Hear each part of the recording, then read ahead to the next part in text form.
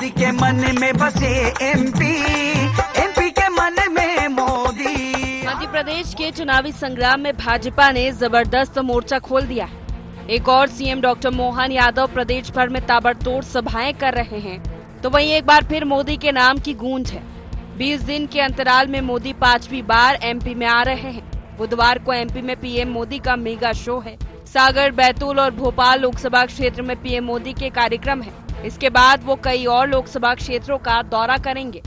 सागर के बड़तुमा में पीएम मोदी बड़ी सभा को संबोधित करेंगे। सागर से बुंदेलखंड की दूसरी सीटों को साधने की भी कोशिश होगी। बुंदेलखंड में सागर, टीकमगढ़, दमोह और खजुराहो सीट आती है। बड़तुमा में 100 करोड़ की लागत से संत रविदास मंदिर का निर्माण होने जा रहा है। पीएम मोदी की दूसरी सभा बैतूल लोकसभा के हरदा में होगी। विधानसभा चुनाव में हरदा जिले की दोनों सीटों पर बीजेपी की हार हुई थी। पीएम मोदी की सभा से भाजपा हरदा जिले के समीकरण साधने की तैयारी में है। सागर और हरदा के बाद पीएम मोदी भोपाल में रोड शो करेंगे। पीएम मोदी 25 अप्रैल को मुरैना में भी सभा करने जा रहे हैं। मुरैना लोकसभा की 8 सीटों में 4 पर कांग्रेस का कब्जा है। विधानसभा चुनाव के परिणाम को देखें तो मुरैना में कांग्रेस आगे थी। पीएम मोदी 27 अप्रैल को धार आ रहे हैं। धार लोकसभा की 8 में से 5 सीटों पर कांग्रेस का कब्जा है। धार की सभा से मोदी मालवा निमाड़ की बाकी सीटों को भी साधेंगे। साफ है कि पीएम मोदी के दौरों को भाजपा चुनावी संग्राम में अमोघ अस्त्र के रूप में इस्तेमाल करने जा रही है। उनके दौरों से पूरे प्रदेश, खासकर चुनावी दृष्टि से कमजोर इलाकों को कवर करने की तैयारी है। पीएम मोदी 22 दिन में 5वीं बार मध्य प्रदेश आ रहे हैं। 7 अप्रैल को जबलपुर आए थे पीएम मोदी। 9 अप्रैल को बालाघाट पहुंचे थे प्रधानमंत्री। 14 अप्रैल को नर्मदापुरम के पिपरिया में थी पीएम की सभा। 19 अप्रैल दमोह में पीएम ने किया था चुनाव प्रचार।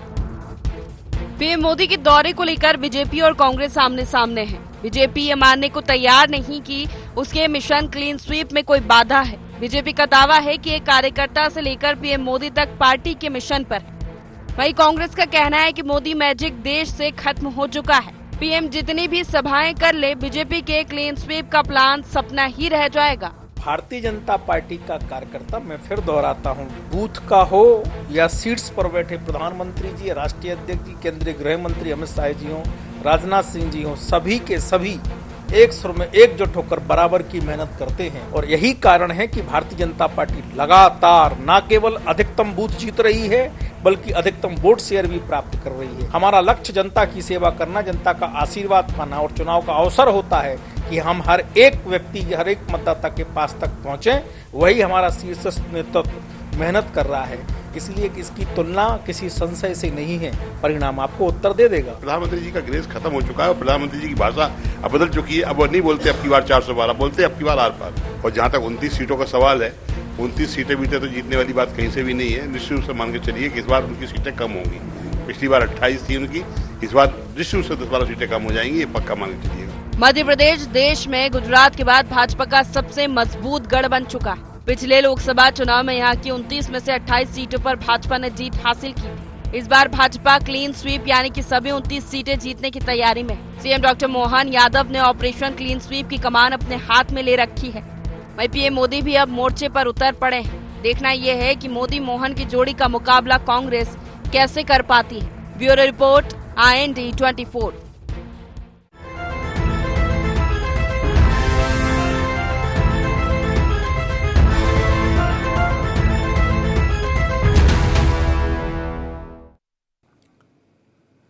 नमस्कार, इंडिया एजेंडा मोदी मोहन का मोर्चा में आपका स्वागत है। मैं हूं आपके साथ नवीन पुरोहित। चर्चा को विस्तार देंगे, उसके पहले इंडिया एजेंडा के मुख्य बिंदुओं की तरफ एक निगाह डालते। मोदी मोहन के मोर्चे से पूरा होगा क्लीन स्वीप का प्लान। मध्य प्रदेश के दिल में मोदी लोकसभा में कितना धड़केंगे, चुनाव में कितना असर कर रहा है मोदी मैजिक। मोदी मैजिक की काट के लिए कांग्रेस के पास कौन सा अस्त्र। नमस्कार, इन्हीं सवालों के साथ चर्चा में आप सबका पुनः स्वागत है। मध्य प्रदेश भारतीय जनता पार्टी, मध्य प्रदेश की सरकार मोहन यादव के नेतृत्व में, मध्य प्रदेश का संगठन BD शर्मा जी के नेतृत्व में यह कह चुका है कि मध्य प्रदेश से Bharatiya Janata party clean sweep करेगी। मध्य प्रदेश में 29 की 29 सीटें भारतीय जनता पार्टी जीतेगी। हालांकि पिछली बार भारतीय जनता पार्टी ने सबको चौंकाते हुए 28 सीटें पर जीत दर्ज की थी। अब जो भारतीय जनता पार्टी के सामने एक चुनौती है वो है छिंदवाड़ा जो कि कांग्रेस का अभेद गढ़ है, और इस बार छिंदवाड़ा से बहुत सारे नींव के पत्थर दरके हैं भारतीय जनता पार्टी में। छिंदवाड़ा से सिटिंग एमएलए, बड़े कार्यकर्ता, वहाँ के तमाम ऐसे लोग जो कांग्रेस के और कमलनाथ के खास सिपहसालार जाने जाते थे, वो भारतीय जनता पार्टी में आए। लेकिन अगर सियासी पंडितों की माने तो मध्य प्रदेश में इस बार सियासी समीकरण क्लीन स्वीप जैसे नहीं दिख रहे हैं। 2-3 जगहों पर जबरदस्त टक्कर है, जिसमें छिंदवाड़ा है, बालाघाट है, मुरैना है। ऐसा कांग्रेस मान के चल रही है कि वो एक कड़ा प्रतिरोध भारतीय जनता पार्टी के सामने प्रस्तुत करेगी। अब सवाल ये है कि क्या मोहन यादव जी के नेतृत्व में क्लीन स्वीप होगा? क्या बीडी शर्मा जी के नेतृत्व में क्लीन स्वीप होगा? क्या मोदी मैजिक चलेगा? विधानसभा में अभूतपूर्व समर्थन मिला और चुनाव एक अलग पैटर्न पर लड़े गए। वो पैटर्न था मध्य प्रदेश में मोदी जी के नाम पर चुनाव, मध्य प्रदेश के दिल में मोदी। मध्य प्रदेश ने मोदी को खत लिखा। मोदी जी ने मध्य प्रदेश के लिए जो खत लिखा उसमें कहा कि मध्य प्रदेश उनके दिल में बसता है। तो मध्य प्रदेश ने उन्हें हाथों हाथ लिया। अब बात है लोकसभा की। 400 पार का टारगेट सेट किया है। पूरा माहौल देश में भारतीय जनता पार्टी में नज़र आ रहा है। विपक्ष कहीं दिख नहीं रहा है, लेकिन जनता के बारे में कयास लगाना उतना ही मुश्किल है जितना कि मौसम का पूर्वानुमान।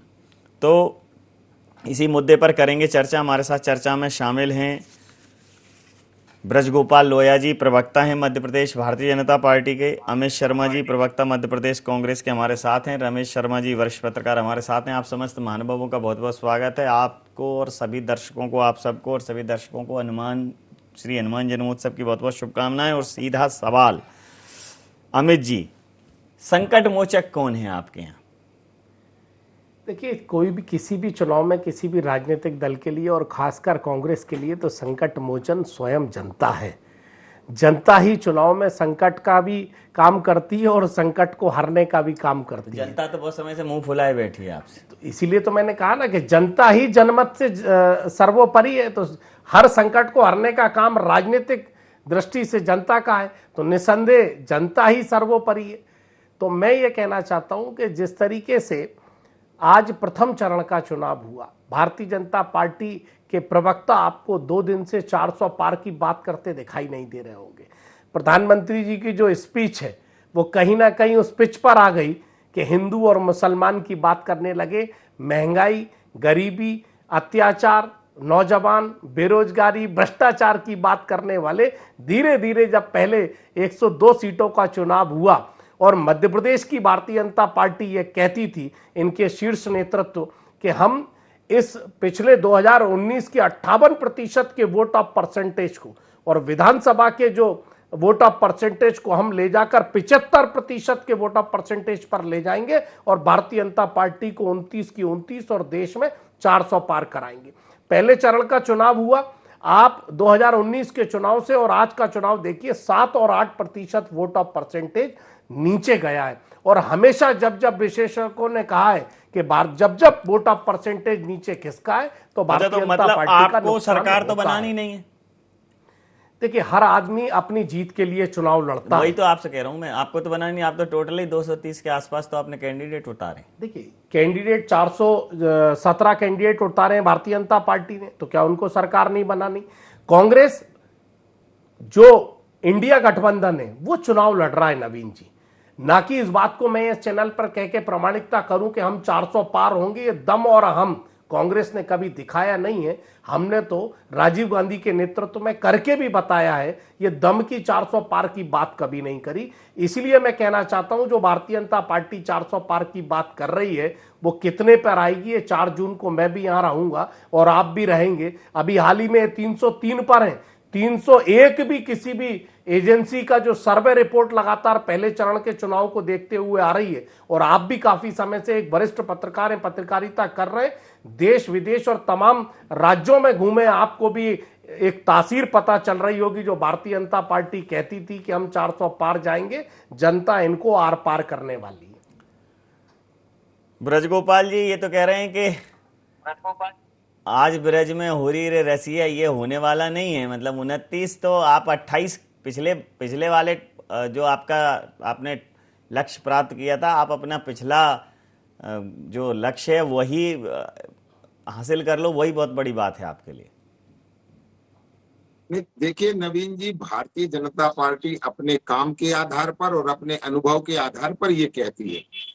हम 2014 में 27 जीते थे, 2019 में 28 जीते थे, इसलिए हम प्रयत्न कर रहे हैं कि जो एक सीट छूट गई थी उसे भी भारतीय जनता पार्टी जीतेगी। और हमने भारतीय जनता पार्टी के कार्यकर्ताओं ने, नेताओं ने अथक प्रयत्न किया है, उसके कारण हम जीते हैं। आपने जहां से विषय शुरू किया था कि संकट मोचक आप पूछ रहे थे अमित जी से, तो देखिए कांग्रेस पार्टी के पास कोई संकट मोचक तो है नहीं, निश्चित हमारे पास है। तो हमारे पास संकट मोचक है, और जो माननीय नरेंद्र मोदी जी हो, मोहन यादव जी हो, और भारतीय जनता पार्टी के राष्ट्रीय अध्यक्ष जेपी नड्डा जी हो, अमित शाह जी हो, और अन्य राज्यों के मुख्यमंत्री हो, भारतीय जनता पार्टी सामूहिक नेतृत्व में विश्वास रखती है, तो सामूहिक प्रचार भी करती है। कांग्रेस की तरह नहीं है कि कमलनाथ जी को वहां अकेला छोड़ दिया और दिग्विजय सिंह जी को राजगढ़ में अकेला छोड़ दिया। और उनके तो प्रदेश अध्यक्ष जी भी कह चुके हैं कि कांग्रेस गई तेल लेने। तो देखिए भारतीय जनता पार्टी का अपना एक कल्चर है, अपना तरीका है, मगर जिस तरह का वातावरण है उसमें हमें आज भी विश्वास है कि हम 29 ही सीट जीत रहे हैं। एक और बात मैं कहूंगा, इससे ज्यादा दुर्भाग्यपूर्ण लोकतंत्र में कोई बात नहीं हो सकती है कि कोई राजनीतिक दल इस आधार पर चुनाव जीतने का प्रयत्न भी करेगा कि मतदान का प्रतिशत कम हुआ है। माननीय प्रधानमंत्री जी ने तो सबसे आग्रह किया है कि सभी राजनीतिक दलों के नेता इस बात का जनता से आग्रह करें कि मतदान करने अवश्य जाएं। किसी का भी मत हो सकता है, परंतु लोकतंत्र की खूबसूरती जब है जब अधिकतम मतदान हो। 100% का लक्ष्य रखें हम कि अधिकतम मतदान का लक्ष्य रखें, परंतु यदि आप इस बात से खुश हैं कि वहां कम मतदान होता है तो भारतीय जनता पार्टी को नुकसान होता है। तो मैं नवीन जी एक बात और बता दूं, जो सीधी में कम मतदान की चर्चा बहुत हो रही है, परंतु उसमें जो कांग्रेस का पॉकेट है, जहां से खुद सिंहावल विधानसभा से कमलेश्वर पटेल आते हैं, वहां सबसे कम मतदान हुआ है। चोरहट में जहां अजय सिंह जी लीड करते हैं वहां कम मतदान हुआ है। तो ये कांग्रेस पार्टी क्या मालूम कौन इन्हें समझा देता है कि कम मतदान से किसे घाटा, ज्यादा मतदान से किसे। वास्तविकता यह है कि जनता जितनी भी वोट डालने जा रही है, और इस बार तो मध्य प्रदेश और देश की जनता ने 4 महीने पहले ही तय कर लिया था कि उन्हें मत भारतीय जनता पार्टी नरेंद्र मोदी जी के नेतृत्व को देना है। केवल अपनी अपनी तारीख की प्रतीक्षा लोग कर रहे हैं कि कहीं 18 अप्रैल को देना है, तो कहीं 26 को देना है, तो कहीं 7 मई को देना है। तो निरंतर लोग अपनी प्रतीक्षा कर रहे हैं। और मध्य प्रदेश में जो हमारे केंद्रीय नेतृत्व ने लक्ष्य तय किया है कि हमें 10% वोट मध्य प्रदेश में बढ़ाने हैं, वो बढ़ाने का काम भारतीय जनता पार्टी करेगी, और इस विश्वास के लिए करेगी कि हम नेगेटिव पॉलिटिक्स नहीं कर रहे हैं। हमने जो किया है वो जनता को बता रहे हैं, जबकि कांग्रेस पार्टी कभी ये नहीं बता रही है कि उन्होंने क्या किया है। और एक और बात कह दूं कि जो माननीय अमित शर्मा जी कह रहे थे कि हम चुनाव हिंदू मुस्लिम कर रहे हैं, हम चुनाव कभी हिंदू मुस्लिम नहीं करते, परंतु जो आप घोषणा पत्र में लिखेंगे उस पर तो चर्चा होगी। जब आप घोषणा पत्र में लिखेंगे कि अल्पसंख्यकों को जो पर्सनल लॉ है वो कंटिन्यू रहेगा, जब आप उसमें लिखेंगे कि लोगों में संपत्ति का समान वितरण कर दिया जाएगा, जिसने कमाई है उसकी संपत्ति उस व्यक्ति को दे दी जाएगी जिसने संतानें पैदा की हैं, तो इन पर चर्चा होगी। ये केवल विषय हिंदू मुस्लिम नहीं है, ये विषय देश की अस्मिता का प्रति प्रश्न है। और इन पर चर्चा क्यों नहीं होगी? हर विषय पर चर्चा होना चाहिए। गरीब कल्याण पर चर्चा हो, विकास के मुद्दों पर चर्चा हो, और किस तरह जो आप हमेशा बहुसंख्यकवाद को नकारते हैं और अल्पसंख्यकवाद का तुष्टीकरण करते हैं, चर्चा हर विषय पर होगी, क्योंकि ये चुनाव है और चुनाव में जनता सारे मुद्दों में पर वोट देती है, किसी एक मुद्दे पर वोट नहीं देती है। वो नेता भी देखती है, आपकी नीति भी देखती है और आपकी नीयत भी देखती है। तो ये जो नीयत आपकी जो खराब है उसके कारण आप असुविधा में आते हैं। प्रतिक्रिया लेता हूं। रमेश शर्मा जी हमारे साथ है। रमेश जी, एक बड़ा लक्ष्य संधान किया है, क्लीन स्वीप, सुपड़ा साफ करने की बात कह रहे हैं। लेकिन अगर 400 पार का लक्ष्य भारतीय जनता पार्टी ने देश में लिया है तो मध्य प्रदेश, छत्तीसगढ़, राजस्थान, ये जो मध्य भारत के राज्य हैं, उत्तर प्रदेश, इनसे अभूतपूर्व समर्थन मिलना बेहद ज़रूरी है, क्योंकि दक्षिण में तो बहुत ही कड़ा संघर्ष है। नॉर्थ ईस्ट में भी एक अच्छी ओपनिंग मिलने लगी है अभी भारतीय जनता पार्टी को। तो लक्ष्य तो बहुत बड़ा लिया है। और 27 और 28 अब एक चरण है। पहली बार हुआ है कि छिंदवाड़ा में इतनी बौखलाहट दिखी, छिंदवाड़ा में इतनी तोड़फोड़ दिखी नहीं। तो छिंदवाड़ा बहुत ही अभेद और मजबूत गढ़ था, लेकिन कहीं ना कहीं छिंदवाड़ा में वो घबराहट दिखी। और कमलनाथ जी जैसे बड़े कद के नेता को छिंदवाड़ा बचाने के लिए संघर्ष करना पड़ रहा है। तो कोशिशें तो भारतीय जनता पार्टी की जारी हैं, लेकिन चुनौती बहुत बड़ी है भारतीय जनता पार्टी के ये सामने। बिल्कुल, इसमें आपने सही कहा कि भाजपा को चुनौती बहुत ज़्यादा है और उन्होंने जो 400 का टारगेट रखा है, अब संयोग से छत्तीसगढ़, मध्य प्रदेश, राजस्थान, उत्तर प्रदेश की ये जो पट्टी है उसमें अभी भी भाजपा के पास मैक्सिमम सीटें हैं। उत्तर प्रदेश में भी मैक्सिमम है, राजस्थान में भी है, मध्य प्रदेश में भी है, छत्तीसगढ़ में भी है। तो भाजपा को सबसे पहले तो जो मैक्सिमम सीटें उनके पास अपने प्रांतों में है उसको सुरक्षित रखना और फिर अतिरिक्त सीटें करना, तब तो 400 पार का नारा होगा। तो कुल मिलाकर के, और जिस तरीके से मतदान वाकई जिस तरीके से कम हुआ है, और संयोग से मतदान उन प्रदेशों में ज़्यादा कम हुआ है जहां भाजपा अभी भारी है। जैसे मान लीजिए तमिलनाडु में भाजपा को संभवतः भी एक भी सीट नहीं है। पहली बार उम्मीद है कि संभवतः खाता खुल सकता है इस बार के तमिलनाडु में, ये उम्मीद की जा रही। तो वहाँ मतदान अधिक हुआ है, बंगाल में मतदान अधिक हुआ है। तो कुल मिलाकर के मध्य प्रदेश भाजपा वाले क्षेत्रों में मतदान कम हुआ है, ये बात बिल्कुल सही है। लेकिन फिर भी इन क्षेत्रों में जहां भाजपा अभी प्रभावशाली है, वहां भाजपा प्रचार की दृष्टि से, रणनीति की दृष्टि से, मुद्दों की दृष्टि से कहीं ना कहीं एक कदम कांग्रेस से तो आगे है। इसको स्वीकार करने में कोई संकोच नहीं है। 29 में से अभी उनके पास 28 सीट हैं। उम्मीद है कि कम से कम 24-25 सीट पर भाजपा एक कदम आगे है। जो 3-4 सीटों पर उनको संघर्ष दिख रहा है, एक उसमें मुरैना हो सकती है, झाबुआ हो सकती है, राजगढ़ हो सकती है, और सीधी में आश्चर्यजनक तरीके से, क्योंकि भाजपा के राज्यसभा सदस्य रहे अजय प्रताप, वो उसमें एक निर्दलीय तौर पर खड़े हैं। ये ठीक है कि मतदान के कम प्रतिशत ने जो हुआ है, और जहां कांग्रेस प्रभावी थी सीधी में वहां मतदान कम हुआ, लेकिन चूंकि भाजपा का एक वोट काटने वाला एक अच्छा चेहरा वहां पर है, तो भाजपा को नुकसान पहुंचेंगे। तो एक संघर्ष वहां है। छिंदवाड़ा का जहां तक आपने कहा, मैंने ये बात ऑफ द रिकॉर्ड भी कही है और ऑन द रिकॉर्ड भी कही है, कमलनाथ जी जननेता जैसे हैं वो तो सब हम लोग जानते हैं, लेकिन वो रणनीतिकार बहुत अच्छे हैं, खासतौर से कूटनीतिक। अब जितने लोग गए हैं भाजपा में, वो किस हिसाब से भाजपा में गए हैं, किस रणनीति के तहत भाजपा में गए। मैं 2 उदाहरण देना चाहता हूं। जब 2 युद्ध हार गए राणा सांगा से बाबर, तो महमूद लोधी के नेतृत्व में 20,000 सैनिक चले गए, और खानवा के मैदान में जब रणनीति बती, घायल हो गए राणा सांगा और निकलना पड़ा। अंग्रेज हार गए रानी लक्ष्मीबाई से। अचानक जो है दूल्हाजू आए और उनके विश्वस्त हो गए और दक्षिण द्वार के उनको द्वारपाल बना दिया, और वही द्वार खुला आखिर में, और अंग्रेज उसी द्वार से जीते। तो कितने लोग हैं जो कमलनाथ जी की रणनीति से भाजपा में गए हैं। एक जने तो लौटे ही आया, मतदान के दिन प्रचार ही कर रहे थे। तो कितने लोग हैं, क्या उन्होंने भाजपा की दिशा को मजबूत किया है कि भाजपा की दिशा को मोड़ने की कोशिश की, उस पर छिंदवाड़ा का रिजल्ट काम करेगा। लेकिन फिर भी चूंकि 4-5 सीटों पर है, कांग्रेस के पास ले दे करके 1 सीट है, इसको अगर एक और भी बढ़ा लेते हैं तो कांग्रेस की सफलता है। चुनौती भाजपा को ज्यादा है। एक बात और कहूंगा, इस बार के चुनाव में भाजपा के कार्यकर्ता में एक बड़ा अंतर देख रहा हूं। इससे पहले जो कई बार वो डोर टू डोर जाता था, उसके बजाय वो इस बार उसने व्हाट्सएप ग्रुप बनाए हुए हैं, सोशल मीडिया के ग्रुप बनाए हुए हैं, और वहां से उसने सारे जो पन्ना प्रमुख और सब उन सबको उस पेज में जोड़ा हुआ और खबर भेज रहा है। भाई, भाजपा के कार्यकर्ता को जो दस्तक देने जाना चाहिए था, इस बार उतनी दस्तक देने नहीं जा रहे। मतदान प्रतिशत गिरने का सबसे बड़ा कारण ये है, सोशल मीडिया और टेक्नोलॉजी पर भाजपा का कार्यकर्ता ज्यादा आश्रित है, वो जा नहीं रहा है वहां पर। अब जो लोग भी उसको देख रहे हैं, लोया जी इसको ढंग से समझते होंगे, तो मतदान प्रतिशत गिरने का कारण नहीं जा रहे। लोया जी यहीं नहीं आए, लोया जी भी तो टेक्निक के सहारे बैठे हैं।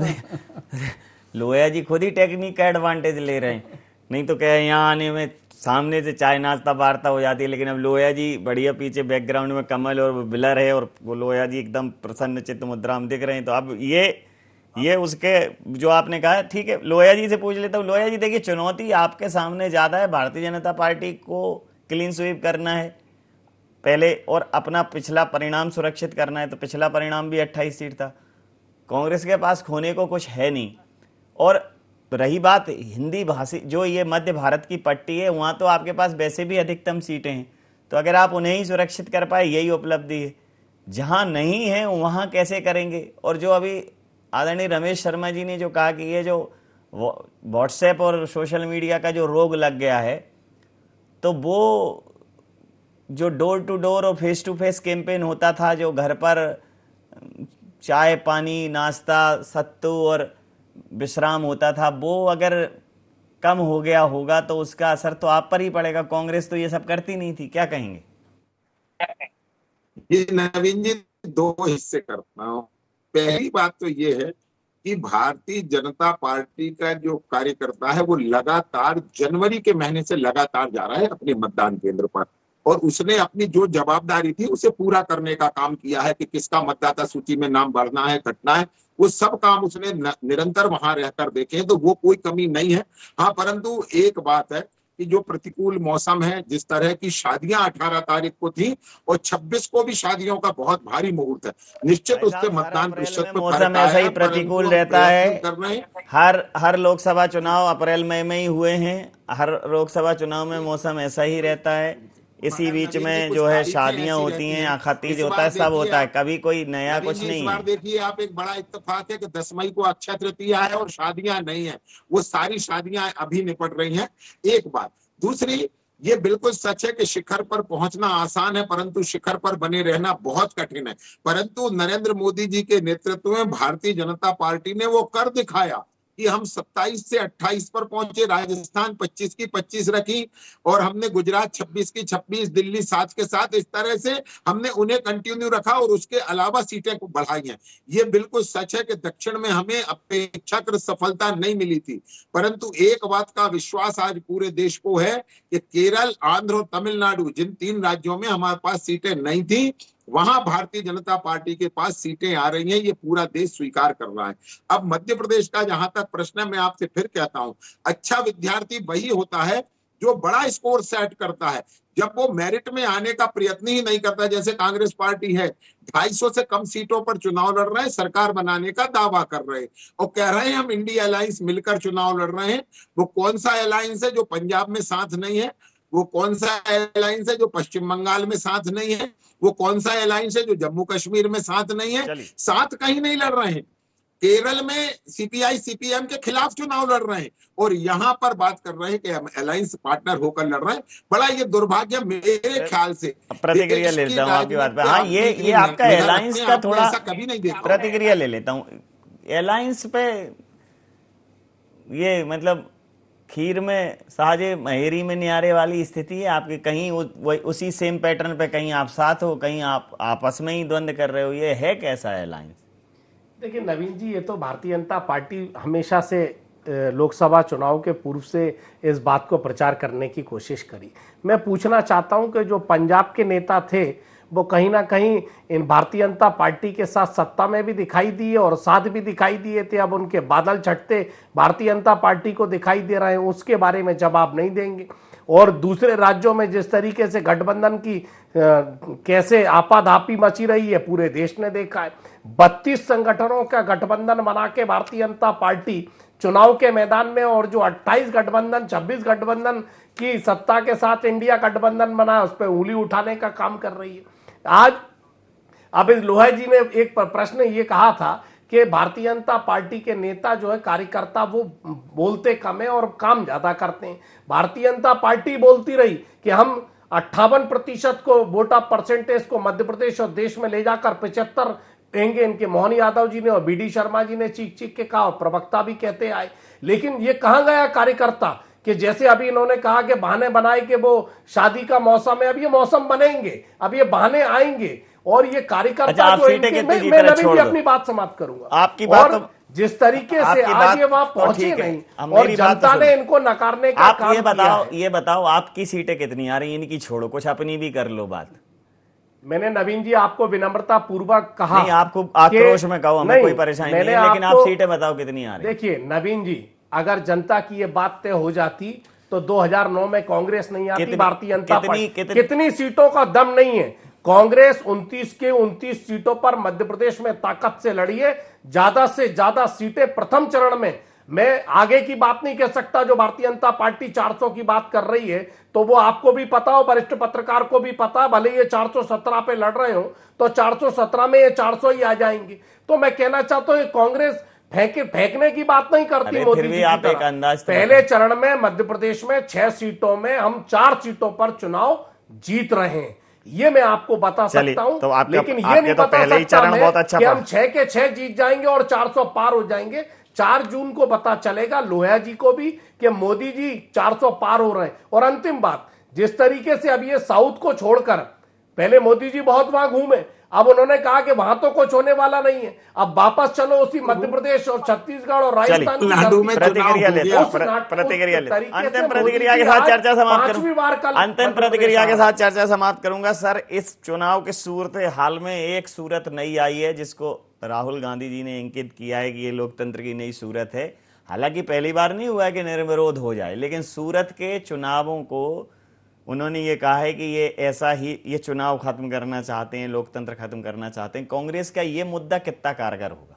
देखिए, मोटे तौर पर मुद्दे की दृष्टि से अगर देखेंगे तो कांग्रेस का मुद्दा बहुत ज़्यादा प्रभाव मतदाता पर डालेगा, इसका मुझे संदेह है।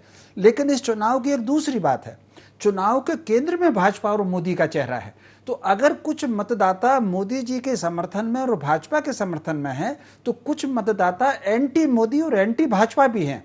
तो वो जो anti Modi anti Bhajpa vote है वो सेंट्रलाइज हो जाएगा सामने जो भी प्रमुख मतदाता है, उम्मीदवार है। जहां कांग्रेस का होगा वो कांग्रेस पर सेंट्रलाइज होगा, जहां सपा का होगा वहां सपा पर सेंट्रलाइज होगा, जहां जिस पार्टी का, क्योंकि इस वक्त राजनीति के केंद्र में भाजपा है। एक उदाहरण छोटा सा देना चाहता हूं, आप 77 का चुनाव देख लीजिए, क्योंकि राजनीति के केंद्र में इंदिरा जी थी और कांग्रेस था, तो उनके खिलाफ वोट गया, तो उसमें कैसे कैसे लोग उस वक्त जीत गए थे, कल्पना से परे है। तो अब उसमें भाजपा अपने समर्थक वोटर को कैसे कंट्रोल कर पाएगी? अगर भाजपा ने अपने समर्थक वोटर को कर लिया और अपने कार्यकर्ता को व्हाट्सएप से हटा करके घर पर भेज दिया, तो मैं समझता हूं भाजपा को उसमें लाभ होगा। और अगर नहीं कर पाई तो फिर भाजपा वाले खुद जाने, लोहिया जी खुद विचार कर लें उस पर। बिल्कुल सही का। समय सीमा के चलते मैं ये चर्चा यहाँ समाप्त करूंगा। आप समस्त महानुभावों का बहुत बहुत धन्यवाद, बहुत बहुत आभार। तो वर्तमान राजनीतिक परिदृश्य में राजनीति के केंद्र में मोदी हैं, लेकिन जनता के जो मन है, जनता का जो हृदय है, उसके केंद्र में क्या है, यह समझना बहुत ही मुश्किल है। वो मुश्किल ही नहीं है, नामुमकिन है। कई बार सियासी पंडितों को, मीडिया के पूर्वानुमानों को इस प्रकार की धूल चटाई है जनता के निर्णयों ने कि आश्चर्यचकित कर दिया है।